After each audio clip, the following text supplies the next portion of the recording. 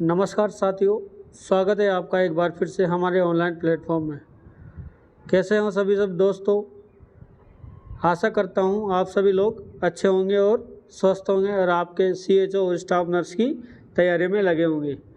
इसी सीएचओ और staff nurse की तैयारी को और सुदृढ़ करने के लिए हम आपके लिए लेकर आए हैं जो प्रीवियस एग्ज़ाम सीएचओ और स्टाफ नर्स में पूछे गए एमसीक्यूज़ को जो हम आपको सॉल्व करवाएंगे। तो आज हम आपके लिए लेकर आए हैं सीएचओ एग्ज़ाम सन 2020 के एमसीक्यूज़ जिनको आज हम सॉल्व करेंगे। तो चलो शुरू करते हैं आज की क्लास। और पहला क्वेश्चन ये रहा आपके। पहला क्वेश्चन क्या है? विश्व स्वास्थ्य दिवस कब मनाया जाता है? तो वर्ल्ड हेल्थ डे। देखो दोस्तों, आज कितनी तारीख है? 8 तारीख। और कल के दिन ही क्या हुआ? विश्व स्वास्थ्य दिवस मनाया गया। विश्व स्वास्थ्य दिवस कब मनाया जाता है? 7 अप्रैल को मनाया जाता है। वहीं हम बात करें 1 दिसंबर को, तो विश्व एड्स दिवस, वर्ल्ड एड्स डे कब मनाया जाता है? 1 दिसंबर को। तो एक ही क्वेश्चन में 2 आंसर आपको मिल गए। विश्व स्वास्थ्य दिवस 7 अप्रैल और 1 दिसंबर को world AIDS day. Next question, Bharat के वर्तमान राष्ट्रपति कौन है? ये क्वेश्चन है सन 2020 का। तो जब 20 में ये क्वेश्चन पूछा गया था तो उस समय राष्ट्रपति थे श्री रामनाथ कोविंद जी। कौन थे? रामनाथ कोविंद जी। कौन थे? रामनाथ कोविंद जी। लेकिन अगर सन 2025 में यही क्वेश्चन आ जाए वापस कि बताओ भारत के वर्तमान राष्ट्रपति कौन है, तो आप क्या बोलोगे? द्रौपदी जी क्या है? वर्तमान राष्ट्रपति है। नेक्स्ट क्वेश्चन, एमटीपी एक्ट भारतीय संसद द्वारा कब लागू किया गया? कब लागू किया गया एमटीपी एक्ट? तो एमटीपी एक्ट किया गया था 1971 में। कब किया गया? 1971 में लागू किया गया। वहीं हम बात करें नेक्स्ट क्वेश्चन की, तो नेक्स्ट क्वेश्चन क्या है? निम्नलिखित बीमारियों में से कौन सी बीमारी भारत से उन्मूलन किया जा चुका है? भारत में से इनमें से कौन सी बीमारी को इराडिकेट किया गया है? इराडिकेट किया जा चुका है। तो पहली बीमारी है टीबी। क्या टीबी को किया जा चुका है? मलेरिया दूसरी है, तीसरी है पोलियो और चौथी है एड्स। तो कौन सी की जा चुकी है? पोलियो। भारत से पोलियो को इराडिकेट किया गया है। कब किया गया था? सन 2014 में ये पोलियो भारत से इराडिकेट हो गया। एक और डिजीज़ है जो इंडिया से इराडिकेट हो गई है या वर्ल्ड से ही क्या हो गई है? इराडिकेट हो गई। कौन सी डिजीज़ है वह है स्मॉल पॉक्स। कौन सी डिजीज़ है? Small pox. स्मॉल पॉक्स भी क्या है? वर्ल्ड से इराडिकेट हो गई। वर्ल्ड से कब ये इराडिकेट हुई? ये यहाँ हुई थी 8 मई 1980 में। और वहीं बात करें इंडिया की, तो इंडिया से कब इराडिकेट हुई थी ये? तो इंडिया से इराडिकेट हुई थी 1977 में।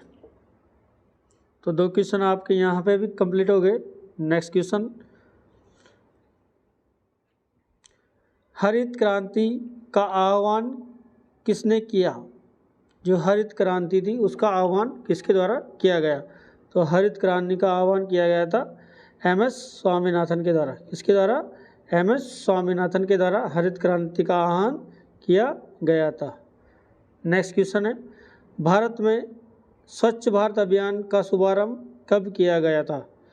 इंडिया के अंदर स्वच्छ भारत अभियान का शुभारंभ कब किया गया? तो इसका किया गया था 2 अक्टूबर के दिन किया गया था। कौन से साल में? सन 2014 में। जो महात्मा गांधी जी हैं उनके जन्मदिन के अंदर दिन ही, ये 2 अक्टूबर के दिन ही सन 2014 में स्वच्छ भारत अभियान का शुभारंभ किया गया। नेक्स्ट क्वेश्चन, निम्नलिखित में से कौन सी प्रक्रिया को ग्लोबल वार्मिंग का जिम्मेदार ठहराया गया है? इनमें से कौन सी प्रोसेस को ग्लोबल वार्मिंग का जिम्मेदार ठहराया गया है? तो किसको ग्लोबल वार्मिंग का रेस्पॉन्सिबल है? वह है green house impacts, green. Next question है, निम्नलिखित में से कौन सा रोग फीको ओरल रूट के माध्यम से नहीं फैलता? इनमें से कौन सी बीमारी है जो फीको ओरल रूट के माध्यम से नहीं फैलती? तो खसरा, क्या खसरा नहीं फैलता? खसरा मतलब मीजल्स, टाइफाइड, कोलेरा, हैजा या हेपेटाइटिस है। तो कौन सी बीमारी नहीं फैलती? मीजल्स नहीं फैलती। ये किसके द्वारा फैलती है? रेस्पिरेटरी के द्वारा फैलती है, रेस्पिरेटरी के द्वारा फैलती है। तो ये तीनों किसके द्वारा फैलेगी? फीको ओरल रूट के द्वारा फैलती है। और कौन सी नहीं फैलती है? मीजल्स नहीं फैलती है। नेक्स्ट क्वेश्चन, दस्त रोग में मृत्यु का मुख्य कारण कौन सा है? जो बच्चों को डायरिया होता है, तो most common cause of death in diarrhoea, तो most common cause of death in diarrhoea, तो डायरिया के अंदर डेथ का मोस्ट कॉमन कारण कौन सा है? तो क्या बार बार उल्टी होना कारण है? क्या पेट दर्द होना कारण है? क्या डिहाइड्रेशन होना कारण है? क्या सुस्ती होना यानी वीकनेस कारण है? तो मोस्ट कॉमन कारण क्या है? डिहाइड्रेशन। डिहाइड्रेशन अगर किसी भी बच्चे को हो जाता है तो उसकी डेथ होने की पॉसिबिलिटी बढ़ जाती है। तो उल्टी होएगी, उसी से भी डिहाइड्रेशन हो सकता है। तो इसी के कारण पेट दर्द होता है बच्चों को, और इसी के कारण वीकनेस आती है।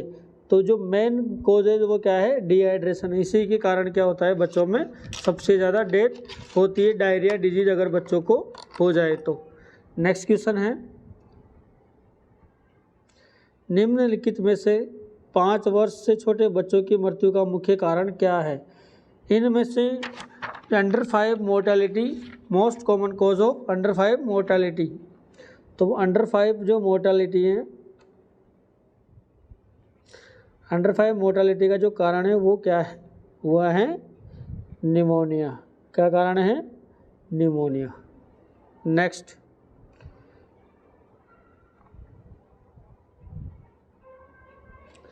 बच्चों में सामान्य कैपिलरी रिलीफ समय कितना होता है? Normal capillary time in childrens कितना है? तो नॉर्मल कैपिलरी टाइम बच्चों के अंदर कितना है? लेस देन 3 सेकेंड, यानी कि 30 सेकेंड से भी क्या है? कम है। नेक्स्ट क्वेश्चन, आप एक 6 माह के बच्चे के विकास का आकलन कर रहे हैं। सामान्यतः निम्नलिखित से आप क्या उम्मीद कर सकते हैं? आप क्या कर रहे हो? 6 महीने के बच्चे के माइलस्टोन की डेवलपमेंट को असेस कर रहे हो। तो आपको क्या देखने को मिल सकता है? तो इसमें क्या देखने को मिलेगा?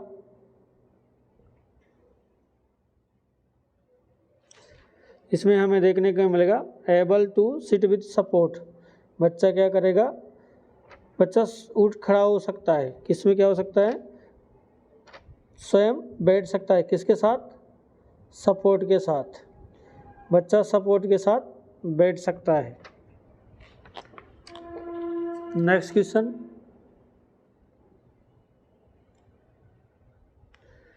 भारत में जन्म के समय नवजात का वजन सामान्य कितना होता है? कोई भी बेबी इंडिया के अंदर पैदा होता है तो इंडियन न्यूबॉर्न बेबी वेट कितना होता है? तो न्यूबॉर्न बेबी वेट कितना होता है? 2.5 से लेकर 3.5 kg तक न्यूबॉर्न बेबी का वेट होता है। नेक्स्ट क्वेश्चन, जब कंगारू मदर केयर प्रदान की जाती है तो वो कम से कम कितने समय तक प्रदान करनी चाहिए? तो जब भी हम बच्चों को KMC दे रहे हैं तो KMC कितने समय तक हम देते हैं? तो KMC देंगे हम कम से कम 1 आवर्स। कितना देंगे? 1 हावर्स कम से कम KMC देंगे। इसे कम 1 हावर्स के बाद हम उसमें क्या कर देंगे, बच्चों में थोड़ा सा इंटरवल कर देंगे। KMC क्यों दी जाती है? बच्चे को हाइपोथर्मिया से प्रोटेक्ट करने के लिए, हाइपोथर्मिया से प्रोटेक्ट करने के लिए क्या दी जाएगी, KMC दी जाती है। KMC किस किस के द्वारा दे सकती है? तो KMC any one person of family members के किसी भी व्यक्ति के द्वारा KMC दी जा सकती है। Next question,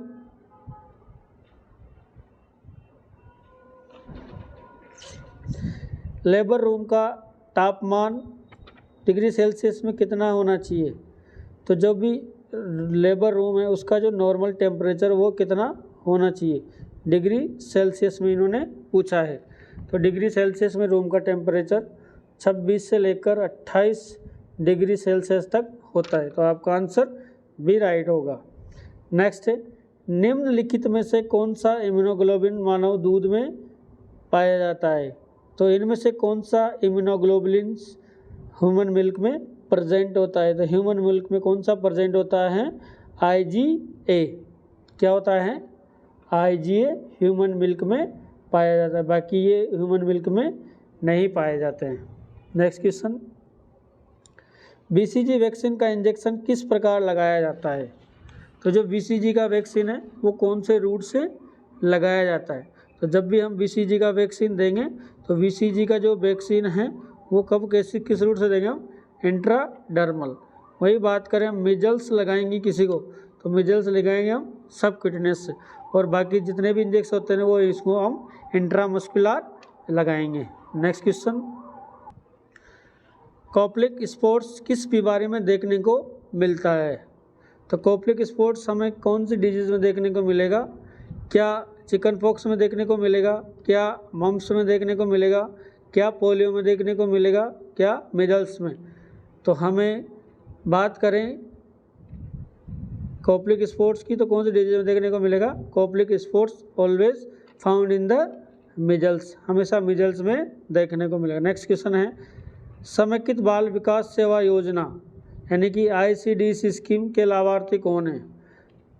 ICDS integrated child development scheme, integrated child development scheme के बेनिफिशरीज कौन हैं? बेनिफिशरीज कौन है? तो बेनिफिशरीज कौन है?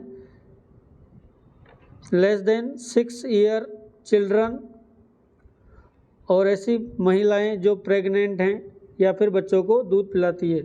तो प्रेग्नेंट वुमन या लैक्टेटिंग वुमन्स यानी कि 6 साल से कम के बच्चे और प्रेग्नेंट या लैक्टेटिंग मदर्स क्या है, इनके बेनिफिशरीज है। तो आपके आंसर क्या होंगे? ए और बी आपका आंसर होगा। नेक्स्ट क्वेश्चन, निम्नलिखित में से कैल्शियम का सबसे बढ़िया स्रोत क्या है? इनमें से कैल्शियम का रिच सोर्स कौन सा है? तो सबसे ज़्यादा कैल्शियम किस में पाया जाता है? तो सबसे ज़्यादा कैल्शियम मिल्क में पाया जाता है। तो मिल्क में सबसे ज़्यादा मिल्क और डेयरी प्रोडक्ट में सबसे ज़्यादा क्या पाया जाता है? कैल्शियम पाया जाता है। नेक्स्ट क्वेश्चन, निम्नलिखित में से कौन सा मैक्रोन्यूट्रेंट नहीं है? मैक्रोन्यूट्रेंट नहीं है, तो कौन सा नहीं है? माइक्रोन्यूट्रेंट कौन से होते हैं? माइक्रोन्यूट्रेंट कौन से होते हैं? विटामिन और मिनरल्स। जो विटामिन्स हैं और जो मिनरल्स हैं वो क्या है? माइक्रो न्यूट्रेंट्स है। वहीं बात करें हम मैक्रोन्यूट्रेंट की, तो मैक्रोन्यूट्रेंट कौन से हैं? प्रोटीन, कार्बोहाइड्रेट और फैट, ये क्या है? मैक्रोन्यूट्रेंट। तो इनमें से कौन सा मैक्रोन्यूट्रेंट? कार्बोनेट भी मैक्रोन्यूट्रेंट है, प्रोटीन भी क्या है? मैक्रो है, और फैट भी क्या है? तो विटामिन नहीं है। तो विटामिन क्या है? माइक्रोन्यूट्रेंट। नेक्स्ट क्वेश्चन, निम्नलिखित में से कौन सा वाटर सोल्यूबल विटामिन है? वाटर सोल्यूबल विटामिन कौन सा है? बात करें हम वाटर सोल्यूबल विटामिन्स की, तो वाटर सोल्यूबल विटामिन कौन से हैं? ए, डी, ई, के। कौन से हैं? ए, डी, ई, के। और फैट सोल्यूबल विटामिन कौन से हैं? बी कॉम्प्लेक्स और विटामिन सी। ये क्या है? Fat soluble. तो ऑप्शन में कौन से हैं? ए है, डी है और ई है, और सी नहीं है। तो सी कौन सा है? फैट सोल्यूबल है। तो आपका आंसर क्या होगा कि वाटर सोल्यूबल विटामिन इनमें से विटामिन सी नहीं है। नेक्स्ट क्वेश्चन, निम्नलिखित में से कौन से खाद्य पदार्थ से विटामिन ई की सबसे अधिक मात्रा मिलती है? इनमें से सबसे ज़्यादा विटामिन ई की मात्रा कौन से खाद्य पदार्थ में देखने को मिलेगी? विटामिन ई कौन से खाद्य पदार्थ में सबसे ज़्यादा मिलेगा? तो विटामिन ई सबसे ज़्यादा मिलता है, किस में मिलता है?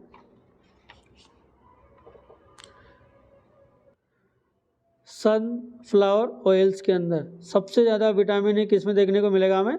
सनफ्लावर ऑयल्स में। नेक्स्ट क्वेश्चन, विटामिन सी की कमी से कौन सी बीमारी होती है? तो विटामिन सी की कमी से होने वाली बीमारी कौन सी है? विटामिन सी की कमी से होती है स्कर्वी। ब्लाइंडनेस कौन से विटामिन की कमी से होती है? विटामिन ए की कमी के कारण क्या होता है? नाइट ब्लाइंडनेस होता है। रिकेट्स जो होता है वो विटामिन डी की कमी के कारण होता है, और बेरी जो डिजीज़ है वो विटामिन B1 की कमी के कारण होती है। तो क्वेश्चन क्या था? विटामिन सी की कमी से कौन सी रोग होता है? तो विटामिन सी की कमी से होता है स्कर्वी रोग। नेक्स्ट क्वेश्चन, बच्चे को पूरक आहार कब शुरू कर देना चाहिए? तो बच्चों में जो कॉम्प्लीमेंट्री फीडिंग है वो कौन से महीने से हमें शुरू कर देनी चाहिए? तो जो कॉम्प्लीमेंट्री फीडिंग है वो हमें शुरू कर देनी चाहिए 6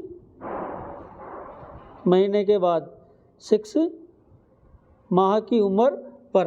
तो 6 मंथ के बाद से हमें क्या कर देना चाहिए? Complementary feeding.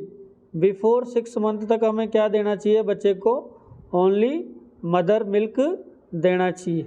इसके अलावा हमें बच्चे को कुछ भी नहीं देना है। कॉम्प्लीमेंट्री फीडिंग के साथ साथ बच्चे को 2 ईयर्स तक ब्रेस्ट मिल्क हमें पिलाते रहना है। क्लियर है यहाँ तक? नेक्स्ट क्वेश्चन, निम्नलिखित में से कौन सा पोषक तत्व टिश्यू रिपेयर के लिए आवश्यक है? हमारी बॉडी में कौन सा ऐसा पोषक तत्व है जो टिश्यू रिपेयर के लिए ज़रूरी है? तो ऑप्शन है vitamin, option B carbohydrate, option C fat और ऑप्शन डी प्रोटीन। तो कौन सा टिश्यू रिपेयर के लिए ज़रूरी है? तो टिश्यू रिपेयर के लिए ज़रूरी है प्रोटीन। कौन सा ज़रूरी है? प्रोटीन ज़रूरी है। वहीं बात करें हम विटामिन की, तो विटामिन क्यों ज़रूरी है?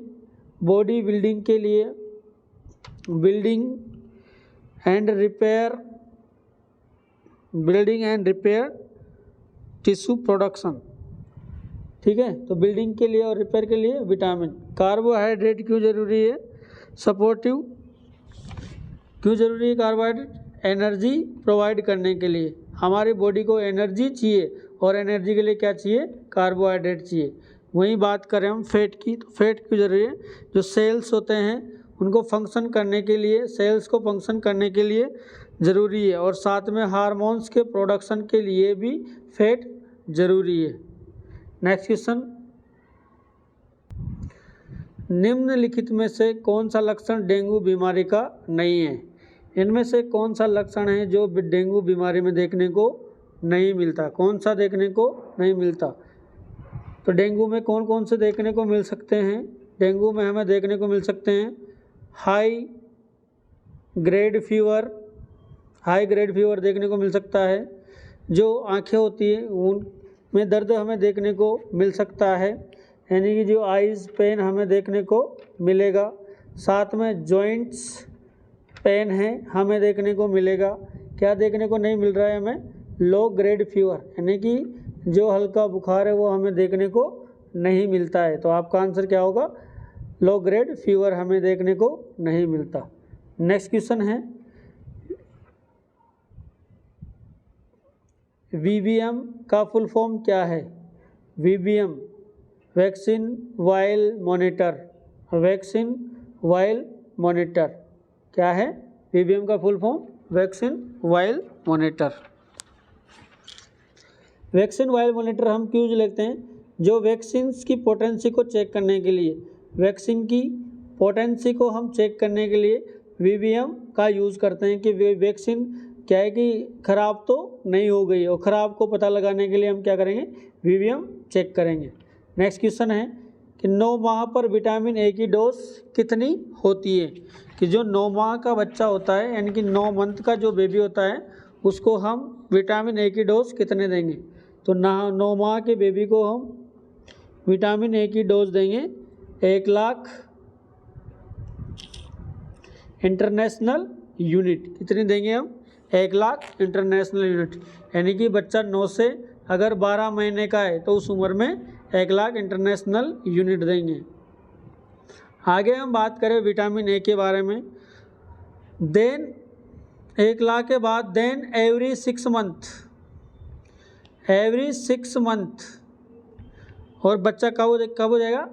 60 महीने का हो जाएगा, तब तक हमें क्या देना है? बच्चे को 2 लाख इंटरनेशनल यूनिट देते रहना है। तो एवरी 6 मंथ देना है, और कब तक देना है? टिल 16 मंथ तक। टोटल कितनी डोज हो जाएगी? 17 लाख इंटरनेशनल यूनिट डोज हम बच्चे को देंगे, और 1 लाख इंटरनेशनल यूनिट बराबर 1 ml होती है। 1 लाख इंटरनेशनल यूनिट बराबर 1 ml होती है।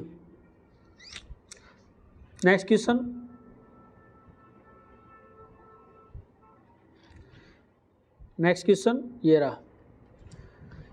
किसी वस्तु सतह को कोरोना वायरस से संक्रमण युक्त किस रासायनिक पदार्थ से किया जा सकता है? तो डिकंटामिनेशन ऑफ कोरोना वायरस सरफेस को हम किस सतह से करेंगे? किससे करेंगे हम? तो हमारा आंसर है सोडियम हाइपोक्लोराइड। सोडियम हाइपोक्लोराइड 1% से हम करेंगे। नेक्स्ट है मल्टी ड्रग रेजिस्टेंस ट्यूबरकुलोसिस के इलाज की अवधि कितनी होती है? तो MDR जो ट्रीटमेंट होता है ट्यूबरकुलोसिस का, उसका जो ड्यूरेशन है वो कितना होता है? तो इसका ड्यूरेशन होता है 18 से 24 मंथ। कितना होता है? 18 से 24 मंथ। अगर न्यू केसेज है ट्यूबरकुलोसिस को, तो कितने मंथ तक देंगे उनको? 6 मंथ तक ट्रीटमेंट देंगे। वहीं बात करें अगर MDR शॉर्ट हैं, MDR TB के जो शॉर्ट मरीज़ हैं, यानी कि बीच में उन्होंने छोड़ दिया है, फिर उनको हम देंगे 9 से 11 मंथ। नेक्स्ट क्वेश्चन क्या है? एक गर्भवती महिला को टिटेनस टॉक्साइड के 2 टीके लगाने के बीच कम से कम कितना अंतराल रखना चाहिए? जो प्रेग्नेंट लेडी होती है उनमें हम टिटेनस टॉक्साइड के इंजेक्शन देते हैं, और टिटेनस टॉक्साइड के इंजेक्शन के बीच में मैक्सिमम कितना गैप होना चाहिए? तो टिटेनस टॉक्साइड के जो टीके हम लगा रहे हैं उनके बीच में कम से भी कम 4 सप्ताह का अंतराल होना चाहिए। तो 2 टीकों के बीच में कितना गैप होना चाहिए? 4 वीक का गैप होना चाहिए। नेक्स्ट क्वेश्चन, निम्नलिखित में से कौन सी वैक्सीन जन्म के समय दी जाती है? तो इनमें से कौन सी वैक्सीन है जो हम बच्चे को एट बर्थ देंगे? तो एट बर्थ हम कौन सी देंगे? BCG देते हैं, OPV देते हैं, हेपेटाइटिस B देते हैं। तो इसमें कौन सी है? BCG देंगे, OP देंगे और हेपेटाइटिस B देंगे। तो हमारा आंसर BCG, OPV और हेपेटाइटिस B एट बर्थ दी जाती है। नेक्स्ट क्वेश्चन, कोविड-19 बीमारी का कारक क्या है? जो कोरोना वायरस आया था, कोरोना वायरस 19 बीमारी थी, इसका जो कोजेज है वो क्या है? तो कोजेटिव ऑर्गेनिज्म क्या है? जो कोजेटिव ऑर्गेनिज्म है वो क्या है? वायरस है। तो कोरोना 19 एक वायरस के द्वारा फैला था। अगला क्वेश्चन है कि मानव शरीर में कितनी बोन्स होती हैं। तो मानव शरीर में जो हड्डियाँ होती है वो कितनी होती है। तो मानव शरीर में टोटल 206 बोन्स पाई जाती है। नेक्स्ट क्वेश्चन, टीबी की जांच के लिए किए जाने वाले ट्यूबरकुलिन टेस्ट को क्या कहते हैं। तो जो टीबी की बीमारी के लिए जो ट्यूबरकुलिन टेस्ट हम करते हैं उसे किस नाम से जाना जाता है। तो सिक टेस्ट किस डिजीज़ के लिए करते हैं। सिक टेस्ट का हम करते हैं डिप्थीरिया के लिए। किसके लिए करते हैं, डिप्थीरिया के लिए। मॉन्टॉक टेस्ट किसके लिए करते हैं, टीबी के लिए। वीडीआरएल हम किसके लिए करते हैं, सिफिलिस के लिए। किसके लिए करेंगे, सिफिलिस। और एलाइजा टेस्ट हम किसके लिए करेंगे, HIV एड्स के लिए। तो इसने पूछा है कि ट्यूबरकुलिन टेस्ट, तो ट्यूबरकुलिन के लिए जो टीबी के लिए जो ट्यूबरकुलिन टेस्ट किया जाए उसको हम बोलते हैं मॉन्टॉक्स टेस्ट। क्या बोलते हैं उसको, मॉन्टॉक्स टेस्ट। नेक्स्ट क्वेश्चन, मानव शरीर में सबसे बड़ी ग्रंथि कौन सी है। कौन सी ग्रंथि सबसे बड़ी है मानव शरीर में। मानव शरीर में सबसे बड़ी ग्रंथि है कौन सी, लीवर। लीवर सबसे बड़ी ग्रंथि है। नेक्स्ट क्वेश्चन,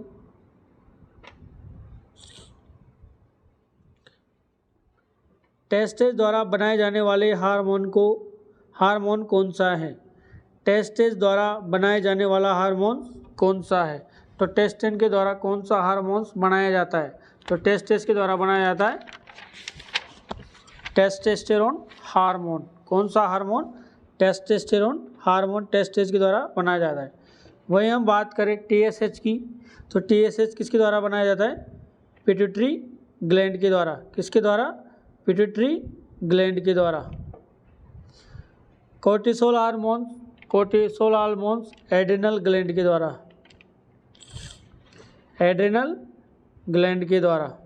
और वहीं बात करें इंसुलिन, तो इंसुलिन सिक्रेट किया जाता है पैनक्रियाज के द्वारा। किसके द्वारा, पैनक्रियाज के द्वारा। क्लियर है यहाँ तक। नेक्स्ट क्वेश्चन,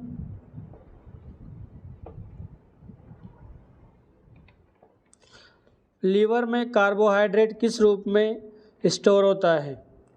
तो लीवर में जो कार्बोहाइड्रेट होता है वो किस रूप में स्टोर होता है, वो स्टोर होता है ग्लाइकोजन फॉर्म में। किस फॉर्म में, ग्लाइकोजन फॉर्म में स्टोर होता है।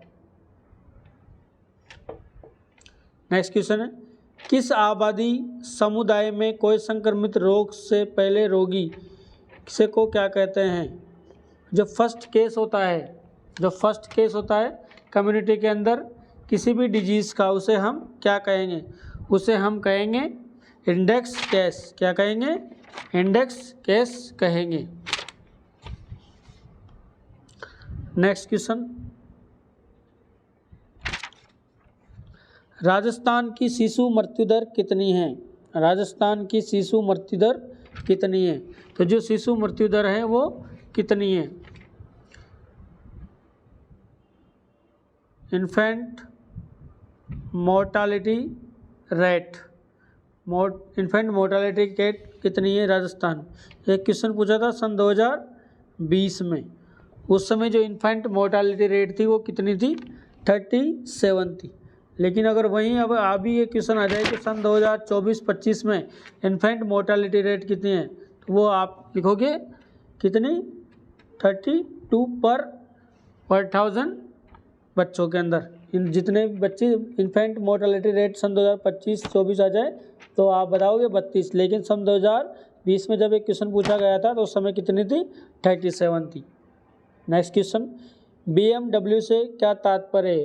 What was the meaning of BMW। तो BM है बायोमेडिकल वेस्ट। क्या है, बायोमेडिकल वेस्ट को हम क्या बोलते हैं, BMW बोलते हैं। बायोमेडिकल वेस्ट क्या है, जो हॉस्पिटल में जो वेस्ट सेग्रीगेट किया जाता है उसमें यूज में ले जाने जो बैग्स हैं उनको हम इसमें यूज़ में लेते हैं। 4 कलर कोड, हम डिफरेंट टाइप्स के कलर कोड्स को हम यूज़ यहाँ पर करते हैं हॉस्पिटल वेस्ट मैनेजमेंट के लिए। इसे हम क्या बोलेंगे, बायोमेडिकल वेस्ट बोलेंगे। नेक्स्ट क्वेश्चन है, रक्तचाप मापते समय इंस्ट्रूमेंट की जो नलिकाएं को हाथ में किस ओर रखना चाहिए? तो जब भी आप बीपी चेक कर रहे हो और बीपी चेक करते वक्त जो उनकी ट्यूब होती है उसको हाथ में किस तरफ रखोगे? तो उसको आप हाथ में किस तरफ रखोगे? उसको आप रखोगे अंदर की तरफ, मीडियल, अंदर मीडियल की तरफ आप उसको रखोगे, या फिर inside of hand, inside of hand आपको रखना है। नेक्स्ट क्वेश्चन, वर्तमान में भारत की कुल प्रजनन दर कितनी है? Total fertility rate. तो ये भी सन 2020 में पूछा गया था कि सन 2020 में जो फर्टिलिटी रेट थी वो कितनी थी? तो सन 2020 में तो थी 2.20। सन 2022 में ये घटकर रह गई 2.01 और सन 2024 में कितनी हो गई है? 2.4 हो गई। कब? सन 2024 में। तो अभी प्रेजेंट में अगर क्वेश्चन पूछ ले तो आपको आंसर देना है 2.4 है। अगर 22 का पूछ ले तो 2.01 है और 20 का पूछ ले तो 2.2 है। नेक्स्ट क्वेश्चन,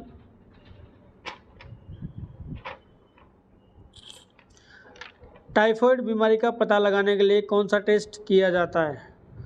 तो टाइफाइड के लिए हम पता लगाने के लिए कौन सा टेस्ट करेंगे? मोंटोक टेस्ट टीबी को आइडेंटिफाई करने के लिए करते हैं। कान टेस्ट सिफिलिस के लिए।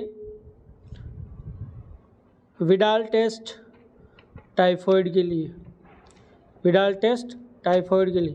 तो आपका आंसर क्या होगा? विडाल टेस्ट हम टाइफाइड का बीमारी का पता लगाने के लिए कहें।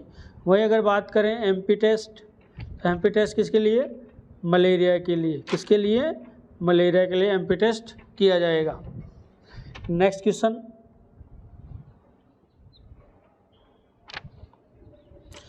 विश्व स्वास्थ्य संगठन WHO का मुख्यालय कहाँ है? तो WHO का मुख्यालय कहाँ है? जिनेवा में।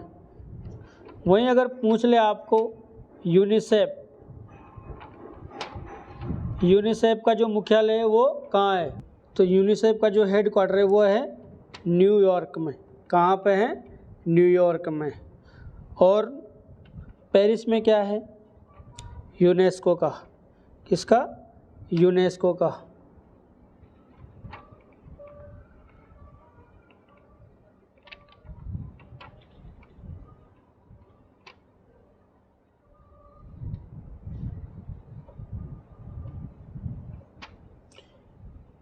यूनेस्को का कहाँ पे है?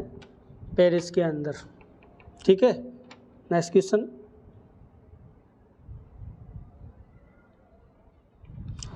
जल के शुद्धिकरण के लिए कौन सा रासायनिक पदार्थ इस्तेमाल किया जाता है? जल के शुद्धिकरण के लिए प्रयोग किया जाता है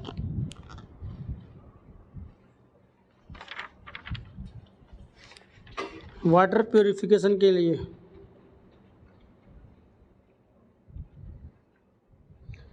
वाटर प्यूरिफिकेशन के लिए कौन सा जो सबस्टेंस होता है वो यूज़ में लिया जाता है? कौन सा केमिकल? तो जो केमिकल होगा वो ब्लीचिंग पाउडर। ब्लीचिंग पाउडर को हम किसके लिए यूज़ करते हैं? वाटर प्यूरिफिकेशन के लिए। नेक्स्ट क्वेश्चन, एक प्राथमिक स्वास्थ्य केंद्र औसतन कितनी आबादी के लिए स्थापित होता है? तो जो एक PSC है, 1 PSC कितने की आबादी में होता है? ये होता है 20 से 30 हज़ार की पॉपुलेशन में। कितने में होता है? 20 से 30 हज़ार की। तो आपका आंसर क्या होगा? 30 हज़ार। वही बात करें हम सब सेंटर, तो सब सेंटर होता है 3 से 5 हज़ार की पॉपुलेशन में। वही बात करें हम CSC की, तो CSC होता है 80 हज़ार से 1,20,000 तक की पॉपुलेशन में। तो आप तीनों के बारे में यहाँ पर जान चुके हैं। PSC 20 से 30 हज़ार में, 20 हज़ार हिली और ट्राइबल एरिया में और 30 हज़ार प्लेन एरिया में। सब सेंटर 3 से 5 हज़ार, प्लेन एरिया में 5 हज़ार और ट्राइबल और हिली एरिया में 3 हज़ार। और वहीं CSE 80,000 ट्रिबल और हिल एरिया में और 1,20,000 प्लेन एरिया के अंदर। नेक्स्ट क्वेश्चन, वर्तमान में राजस्थान की MMR कितनी है? तो 8% जो राजस्थान है उसकी MMR हैं। जब ये क्वेश्चन पूछा गया था सन 2020 में, तो इन जो राजस्थान था उसकी MMR थी 150 के समथिंग, लेकिन 8% जो MMR है वो हो गई 103। क्या हो गई? 8% 103 हो गई। कितने में नापते हैं हम? 1 लाख में। MMR को कितने में नापते हैं हम? 1 लाख में नापते हैं। तो 103 पर 1 लाख मदर्स। नेक्स्ट क्वेश्चन,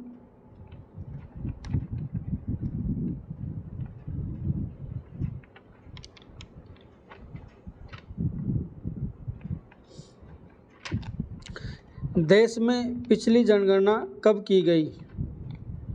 तो जो लास्ट सेंसस हुई इंडिया के अंदर वो कब हुई? तो लास्ट सेंसस कब कंडक्ट की गई? लास्ट सेंसस कब कंडक्ट की गई इंडिया के अंदर?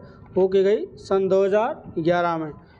जब सन 2011 में कंडक्ट की गई थी तो इंडिया की पॉपुलेशन थी 121 बिलियन। कितनी थी? 121 बिलियन। लेकिन सन 2024 तक ये जनसंख्या बढ़कर कितनी हो गई? 145 बिलियन हो गई। कितनी हो गई? 145 बिलियन हो गई। तो दोस्तों ये थे CHO के 50 MCQs। नेक्स्ट 50 MCQs हम क्या करेंगे? कल सोल्व करेंगे। क्या करेंगे? नेक्स्ट 50 MCQs यानी कि 50 से 100 तक के MCQs हम कल सॉल्व करेंगे। तब तक के लिए थैंक यू सो मच। बने रहिए हमारे चैनल के साथ। कल मिलते हैं फिर से। धन्यवाद।